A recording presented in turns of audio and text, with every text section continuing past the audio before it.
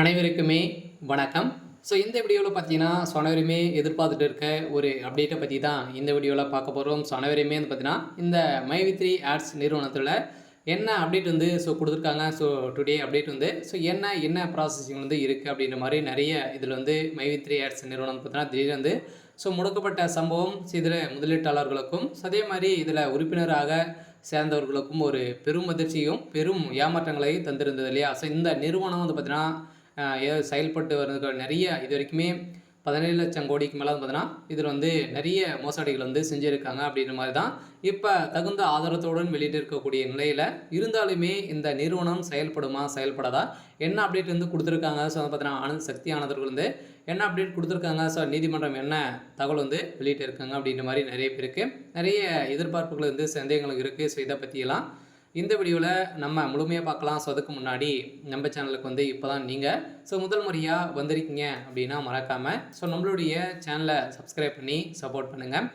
வாங்க வீடியோக்குள்ளே போகலாம். வந்து பார்த்தீங்கன்னா இந்த மைவி3 ஆட்ஸ் நிறுவனம் பார்த்தீங்கன்னா திடீர்னு வந்து கூகுள் ப்ளே ஸ்டோர்லேருந்து நீக்கப்பட்ட சம்பவம் இதில் முதலீட்டாளர்களுக்கும் அதே மாதிரி வந்து பார்த்தீங்கன்னா இதில் வந்து உறுப்பினராக சேர்ந்தவர்களுக்கும் ஒரு அதிர்ச்சியை வந்து அளிச்சிருந்தது.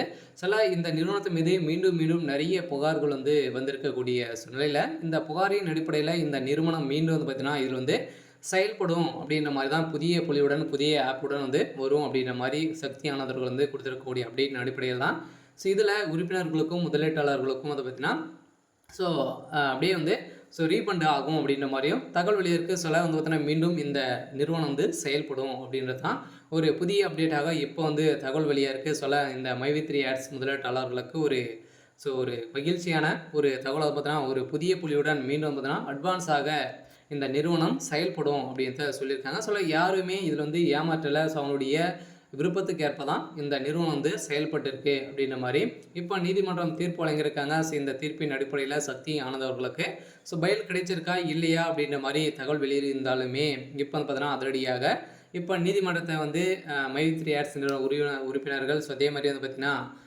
எம்டி நிறுவன சக்தி ஆனந்த அனைவருமே அங்கு சென்றிருக்காங்க. இந்த நிலையில் தான் ஒரு அப்டேட்டாக கிடைத்திருக்கு.